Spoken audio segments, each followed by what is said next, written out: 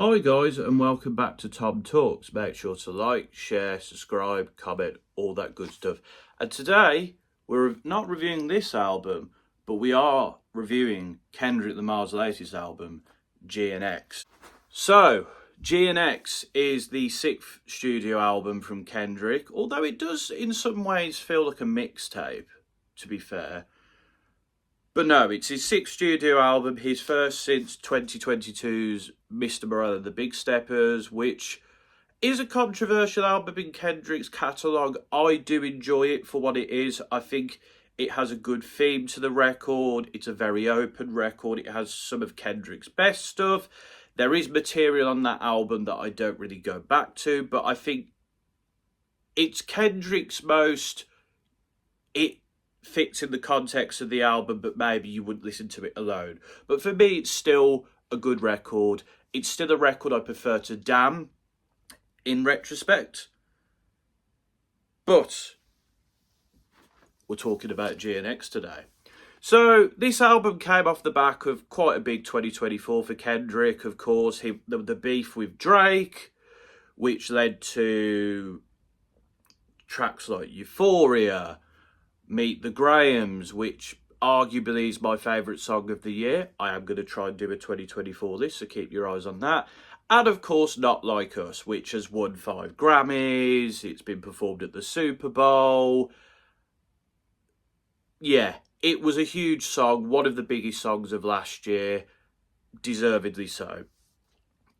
And so, this was a surprise drop, but it was a welcome drop. And in my opinion, this might be a bit controversial. I think this is Kendrick's best album since To Pimp a Butterfly. Well, okay, that bit not necessarily might be controversial, but I potentially think this is Kendrick's second best ever album. Yes, I think it's better than the album behind me, Good Kid, Mad City. We'll get to that. So a few things. First release, of course, on PG Lang. It's got quite a few producers on here. You've got Jack Antonoff, of course, worked on some of the biggest pop records going. He's involved in the engineering and the production on 10 out of the 12 tracks. Craig Balmorris from Best Kept Secret, who's previously worked on Mr. Morale, and even as far back as 2012 with Kendrick on a track called Hold Up. DJ Dahi, who worked on the iconic Money Trees. He worked on Deep Water from the Compton record, which Kendrick featured on. He's also worked on Damn and Mr. Morale. I mean, Mustard, who produced Not Like Us, is on a few tracks here. And of course, Kamasi Washington, who did strings on the track Lust from Damn, and also did saxophone and strings on Human Mortal Man from To Pimp a Butterfly. So, yeah, there's a good list of producers here. There is more there as well. Soundwave is another example. There's a lot of producers on the record.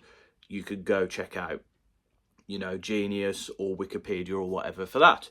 So, we start off with Whacked Out Murals. And I would like to point out Deira Barrera, who has vocals on a few tracks here.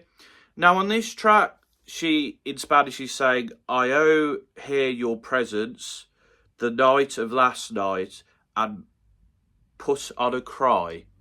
Now, my Spanish isn't the best, so it might be wrong there, but I think what the singer is trying to say here, I don't know. Do you know what? I generally don't know. Like, the other time she speaks on the record, I kind of get what she's saying. Here, I don't know, so someone will have to tell me, but Whacked Out Murals is a fabulous start to the record. I mean, the blaring and echoing keyboard, the Spanish guitar, the pounding kick drums. It's a call to arms, basically. And Kendrick on this track, he's got energy, he's got a point to prove, and the intensity increases as the track goes on, as does the beat. This is a fantastic introduction.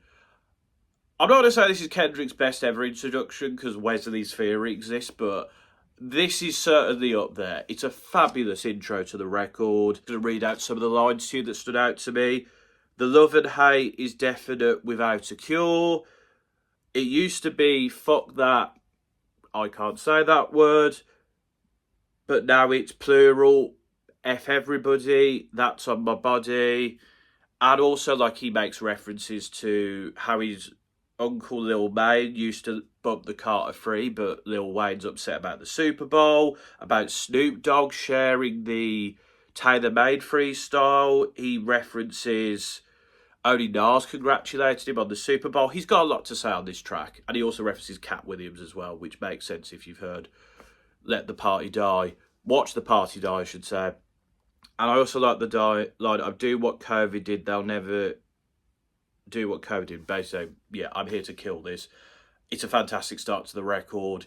It's hard hitting, it's impactful, it just kicks things off very nicely. Squabble Up, it's a great single. Now, Squabble Up has two meanings. It means to dance, which this track certainly does, but also to fight. Like, it's about let's get ready to fight. This was teased in the intro of the Not Like Us video, but I really enjoy this track. I also enjoy Kendrick's like breathy background vocals and like the chiming sound. I think that's a really nice intro. I love the West Coast influence. I love the sample of Debbie Deb's When I Hear Music, It Gets Me Dead. Like, that's great. I even love like the vocal inflection where he's like, I feel good, get the out my face. Like, I know some people don't like that, but I really like that. This track's just fun, man. It's just a lot of fun, and it's a great single. And I think a lot of tracks on here is like, because people are like, oh, Kendrick doesn't make bangers like Drake. Well, he does, and they're better than Drake's. So there you go. I prefer Kendrick's music to Drake, but and this album has a few little references to that beef here, but we'll leave it there because this album isn't about Drake. It's more so about it. It mentioned it, as I said, but it's about other stuff. Luther with Scissor. I love the Spanish guitar. I think the strings, courtesy of Kamasi Washington, are lovely. That Luther Vandross and Cheryl Leanne sample is chef's kiss. Kendrick and Scissor just really come together. It's a beautiful duet from the two. It's got an R&B vibe. Kendrick's more singy delivery sounds really nice here.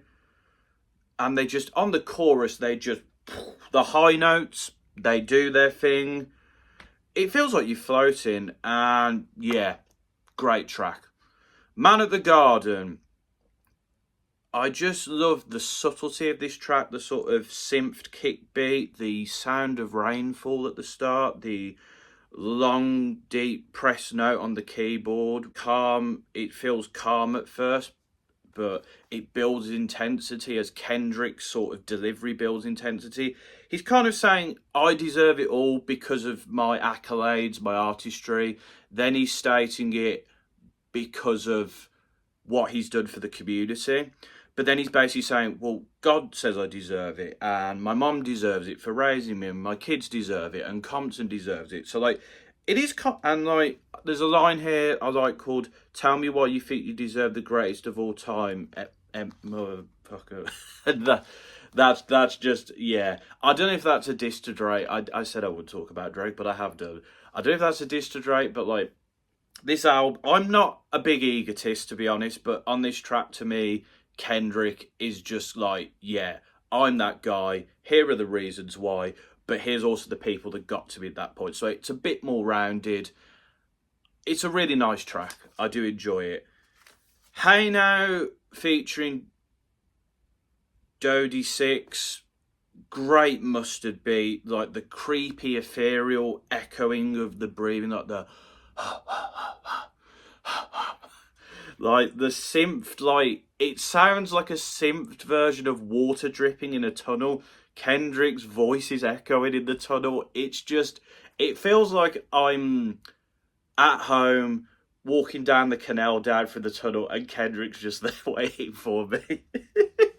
It's got a really sinister vibe to it. The kick drums give it a bounce as well.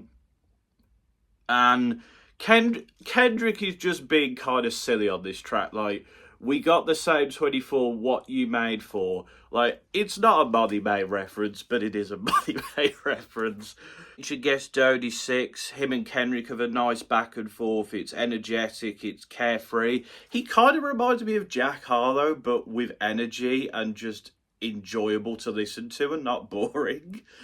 But yeah, this is a really enjoyable track, man. It's fun. Reincarnated, arguably the best track on the record. The 2-pack sample, the 2-pack flow, the piano, Barrera in the background saying that reflects you look the night you and I, kind of goes into the song's themes of Kendrick reflecting on like these artists, which I personally thought was Jimi Hendrix and Whitney Houston, but apparently it's John Lee Hooker and Billie Holiday, and reflecting on how their talents led them down a spiral and they had rejection from their fathers, and then they ended up dying early because of their vices. And Kendrick reflecting on that and making peace with the father, which I'm not sure whether it is his own father or the father is in talking about the Lord himself. But it's kind of him accepting that he has ego, that he makes mistakes, and trying to forgive himself and make the community a better place, but also himself. It's a great track. The beat is really good. Kendrick's rapping and his use of the 2-pack flow is great. It's a brilliant track. It really is. TV Off featuring Lefty Gunplay. I mean, great use of strings again from Kamasi Washington for bringing the intensity, the saxophone, the energetic delivery from Kendrick, saying there's not enough people left. He's going to have to carry the torch for a bit. Although Lefty Gunplay on the track does bring a very vibey close to the track. And it sort of builds up, and then you got the mustards, and then just the track goes nuts. Like, just a great track. It's a banger. There is a bit of messaging in there, but it's more about this beat and just the build up and the energetic delivery. Great stuff. Dodger Blue has this really sort of smooth LA R&B slow jam beat. It feels like you're grooving down the streets in the lowrider. Gives me very much like, GTA San Andreas vibes, just in the lowrider cruising down the street. Like the echoing harmonies at the start as well. There's just these little touches here and there. But Kendrick's delivery is kind of like chill, but he's basically saying like, I love LA, don't talk smack about LA or I'll do something to you.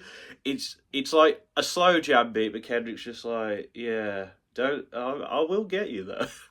And the harmonising between Waddy the Sensei, Siete 7X, I'm not sure if that's how you pronounce their name, and Roddy Ricch all sound great on here. One of them sounds a bit like Kid Cudi. I'm not sure which one of them it is, but yeah, I really like this track. It's short but sweet. Speaking of short but sweet, we get Peekaboo featuring As Chick with this energetic beat, which uses these atmospheric synths and keyboard, and just Kendrick's kind of talking nonsense. He's like, well, they talk about nothing. Well, they talk about no. But a hype banger with Kendrick sort of bigging himself up, and the featured artist just at the end just helps the track. It gives it that cherry on top. It's just a lot of fun, man. It's just a lot. It's a short but sweet moment again. Part 6. So Kendrick has reclaimed that track. The Spanish guitar and the SWV use your heart and not your eyes. That sample is great. It's this atmospheric R&B beat, but it's an ode to TDE, man. He's kind of saying his love for the label, for Top Dog himself, and for, Absol, Schoolboy Q, for J-Rock. Kind of the sad reality that Black Hippie never really got where it should have done because of Kendrick's own artistic ambitions, and kind of how these people made him who he is. And it's a really nice closer to that chapter, because it reminded me a bit of the track Stepping Stone by Eminem from Kamikaze, except it's better musically and there was less bitterness to it. Like, it felt a bit more like a nice rather than a sort of sad closer, but Yeah, really great track, and a lot better than the Heart Part 6 as well. GNX is the only weak moment on GNX, ironically. The stop-start beat just feels a bit awkward to me. Pacer's flowing lyrics are a bit eh. I do like Hitter J3. He brings energy. He's a good storyteller. He goes well alongside Kendrick and Young Threat as well. I just love his like humor with like the Bob the Builder and Lizzie McGuire bars. It felt very Sack Fox in that sense. Kendrick like is kind of positioned himself again as like the West, like the Dr. Dre, the guy keeping it all together. But yeah, I don't know. There's too many things going on here that are just a bit weak or could have been done better. But it's the only track on this record that I don't like or I don't have some sort of love for. And then finally we get Gloria with Scissor, final one with the Spanish lyrics, which is Sitting, Anita and You. Now, it's a love track, so I think it's kind of saying like this is about Kendrick and a loved one. And Kendrick's guy talking about how the conflicting relationship and how there's a lot of passion there. Even this person's got a body for him. And but he reveals at the end he's talking about his pen. He's not talking about Whitney here. And when, to be fair, now I hear the Notebook line again, I'm like, yeah, okay, that he knew what he was doing there. But Kendrick sounds really heartfelt and like passionate in this track. But it's a really great way to close out the record. The chorus is really grand. It's him and Scissors sound great here. Like, I'm really sad I won't be able to see this live because I tried to get tickets for the Kendrick Scissor tour, but unfortunately, Ticketmaster sucks and Ticket Touted also sucks. But a fabulous way to close the record. Arguably the best track on here, in my opinion.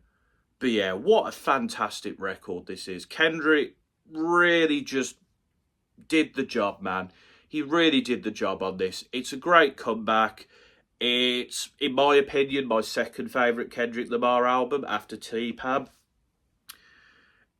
It does feel more like a mixtape, but I think everything comes together nicely and it's all kind of fitting into these themes of Kendrick reflecting on the beef, his place in hip-hop, where hip-hop is, the respect he deserves, how he's got here, and just the people in his life. And the use of sampling is brilliant, the production is brilliant. There's just so many brilliant elements to this record. And the guests are used really well here too. And Scissor in particular shines on this record. She really does. Overall, this album is a 9 out of 10. Fantastic record. Beautiful, brilliant. If you somehow haven't listened to it, go listen to it because it's a great record. And hopefully, I'll have it on vinyl too.